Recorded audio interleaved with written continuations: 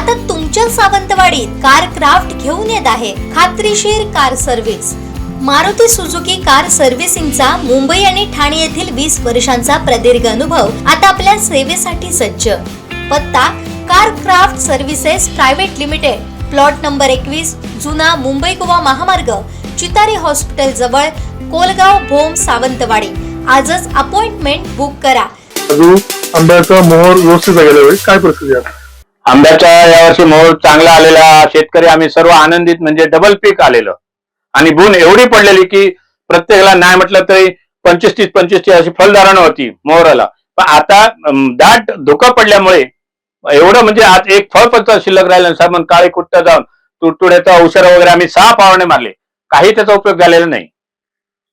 कारण काय असेल एकंदरीत जो काळा पडला मोहर, त्याला काय कारण असेल? कारण म्हणजे जसा पाऊस पडतो तसंच म्हणजे धुकं पडलेलं आहे पूर्ण, आणि त्यामुळे सर्वांच्या बागा म्हणजे जळून खाक गेल्या। शासनाकडे काय मागणी असेल? शासनाकडे आमच्या हे करायचे साहेब बाबा आहेत काय, करारवाल्याच्या हातून त्यांना तो इन्शुरन्स, पण आम्ही जे शेतकरी घेतो यांचे करार 5-5 वर्षाच्या अगोदर घेतो, त्यामुळे आम्हाला याचा फायदा काही होत नाही।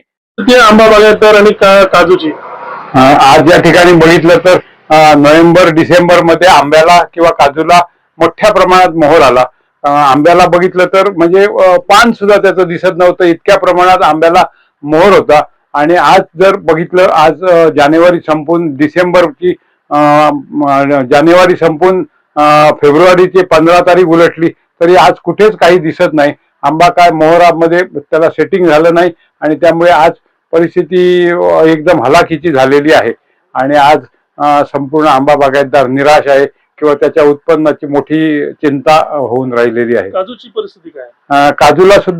काजूला खरं म्हणजे मोहर आल्यानंतर उष्णता लागते, परंतु यावर्षी अतिप्रमाणात थंडी किंवा सलग थंडी राहिल्यामुळे काजूला सुद्धा जे सेटिंग व्हायला पाहिजे किंवा फकं पडतात ती परिस्थिती न आल्यामुळे त्याला काजूला सुद्धा एक 20-25% पर्यंतच उत्पादन आहे।